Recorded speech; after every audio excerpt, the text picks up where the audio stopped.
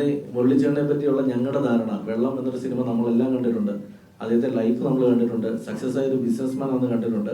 വളരെ ചിരിച്ചുകൊണ്ട് വളരെ പോസിറ്റീവായിട്ട് ഒരു പ്രൊഡ്യൂസർ നമ്മൾ പടം ചെയ്യുന്നു എന്ന് പറഞ്ഞ് നിൽക്കുമ്പോൾ ഞങ്ങൾ അദ്ദേഹത്തെ വിളിച്ചിട്ട് നമുക്ക് ചെയ്യാം ചേട്ടാ, ഞാൻ വിജീഷിനെ വിളിച്ചിട്ടാണ് അദ്ദേഹത്തിന്റെ നമ്പർ വാങ്ങിക്കുന്നത്, ചേട്ടാ നമുക്ക് പടം ചെയ്യാം എന്ന് പറഞ്ഞിട്ട് ഞാനും വിഷ്ണുവും അദ്ദേഹത്തിന്റെ ഫ്ലാറ്റിൽ പോവുകയും ഞങ്ങളൊരു കഥ പറയുകയും ചെയ്തു. ഞങ്ങൾ പറഞ്ഞ കഥ സുമതിയുള്ളവന്റെ കഥയല്ല, ഞങ്ങൾ പറഞ്ഞത് ജിംഗിൾ ബെൽസ് എന്ന് പറയുന്ന ഒരു സിനിമയുടെ കഥയാണ്. ഒരു 6 കോടി രൂപയോളം ബഡ്ജറ്റിൽ തീരുന്ന ആ മാളികപ്പുറത്തിലെ 2 കുട്ടികളെ, ദേവനന്ദയും ശ്രീപത്തിനെയും പ്ലസ് ഒരു ഹീറോയും കൂടെ വെച്ചിട്ടുള്ള ഒരു കഥയായിരുന്നു അത്. ആ കഥ കേട്ടു, അദ്ദേഹം ഇഷ്ടപ്പെട്ട് നെക്സ്റ്റ് ഡേ അദ്ദേഹം എനിക്കും വിഷ്ണുവിനും അഡ്വാൻസ് തന്നു.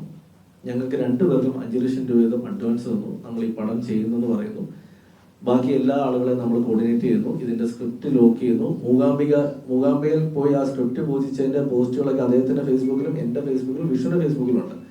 അതിനുശേഷം ഞങ്ങൾ തിരിച്ചു വരുന്നു. ആ സമയത്ത് സിനിമയുടെ മൊത്തത്തിലുള്ള സക്സസ് ഫോർമുലാസ് ഒന്ന് മാറി തുടങ്ങിയ സമയമായിരുന്നു.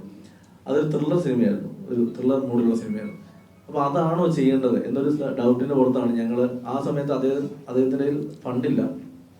ഇദ്ദേഹം എന്നെയും വിഷ്ണുവിനെയും അന്ന് ആ സിനിമയുടെ പ്രൊഡക്ഷൻ കൺട്രോളറായ സഞ്ജയ് പടിയൂരിനെയും കൊണ്ട് ദുബായിൽ പോവുകയും വിഷ്ണുവിന്റെ അമ്മയടക്കമുള്ള ആളുകൾ കണക്ട് ചെയ്ത് കൊടുത്ത കുറെ ഇൻവെസ്റ്റേഴ്സിനെ ഞങ്ങൾ ഒരുമിച്ച് പോയി കാണുകയും ഇദ്ദേഹത്തിന് വേണ്ടി ഈ സിനിമ ചെയ്യാൻ പൈസ വേണമെന്ന് പറഞ്ഞു. അപ്പൊ പുള്ളി അന്നൊക്കെ ഞങ്ങളോട് പറഞ്ഞ പുള്ളിയുടെ ഒരു ബിസിനസ് ഒരു പേയ്മെന്റ് വരാനുണ്ട്, അത് ഓസ്ട്രേലിയയിൽ നിന്നും US നിന്നും വരാനുള്ള പേയ്മെന്റ് ആണ്, അത് വന്നു കഴിഞ്ഞാൽ എനിക്കിതൊന്നും ആവശ്യമില്ല, വളരെ ജെനുവിനായിട്ട് ഞങ്ങളുടെ കൂടെ നിൽക്കുന്ന ഒരു പ്രൊഡ്യൂസറിനെ സപ്പോർട്ട് ചെയ്യാൻ വേണ്ടി ഞങ്ങൾ തന്നെ ആ പടത്തിന് ഇൻവെസ്റ്റേഴ്സിനെ കാണാനും അദ്ദേഹത്തിന്റെ കെയർ ഓഫിലുള്ള കുറെ ഇൻവെസ്റ്റേഴ്സിനെ അദ്ദേഹം ഞങ്ങളെ കൊണ്ടിരുത്തി ഇവർ മാളികപ്പുറത്തിന്റെ ക്രിയേറ്റീവ് പീപ്പിൾ ആണെന്ന് പറയുകയും അവരെ ഹെൽപ്പ് ചെയ്യാന്നൊക്കെ പറയുമ്പോഴും ആ സിനിമ അല്ല ചെയ്യേണ്ടത് എന്നൊരു തോന്നലിലേക്കാണ് ഞങ്ങൾ നിന്നെ.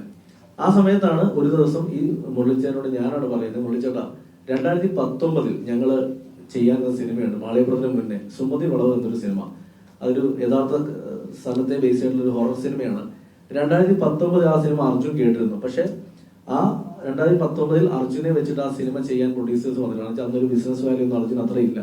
അതൊരു വലിയ അത്യാവശ്യം ബഡ്ജറ്റ് ആവുന്ന ഒരു സിനിമയാന്ന് പറയുമ്പോൾ പുള്ളി പറഞ്ഞു, എന്റെ കയ്യിൽ ഒരു 3-4 കോടി രൂപയുണ്ട്, ഇത് വെച്ച് നമുക്ക് സ്റ്റാർട്ട് ചെയ്താൽ. അപ്പൊ ഞാൻ പറഞ്ഞു, ചേട്ടാ എന്തായാലും ആ സിനിമ അന്ന് സ്ക്രിപ്റ്റ് ഫൈനലല്ല, ചേട്ടാ എന്തായാലും ആ സിനിമ 10 കോടിക്കടുത്തെങ്കിലും വരും എന്ന് ഞാൻ പറഞ്ഞിരുന്നു. അപ്പൊ പുള്ളി പറഞ്ഞു നമുക്കത് നോക്കാം എന്ന് പറഞ്ഞിട്ട് പുള്ളി കഥ കേൾക്കുന്നു. കഥ കേട്ടപ്പോൾ പുള്ളി എക്സൈറ്റഡ് ആയിട്ട് നമ്മൾ ഈ പടം ചെയ്യുന്നു എന്ന് പറയുന്നു. അപ്പം ഞങ്ങളും തീരുമാനിച്ചെന്നാൽ സുമതി വളവ് ചെയ്യാം എന്ന് പറയുന്നു. ഞങ്ങള് ഈ ഷൂട്ട് തുടങ്ങുന്നതിന്റെ ഒരു 6-7 മാസം മുന്നേ കൊച്ചിയിൽ ഒരു വലിയ ഫംഗ്ഷൻ വെച്ചിരുന്നു, ഒരു ലോഞ്ച്. നിങ്ങളൊക്കെ എല്ലാവരും വന്ന ലോഞ്ച് അത് IMA ഹാളിൽ.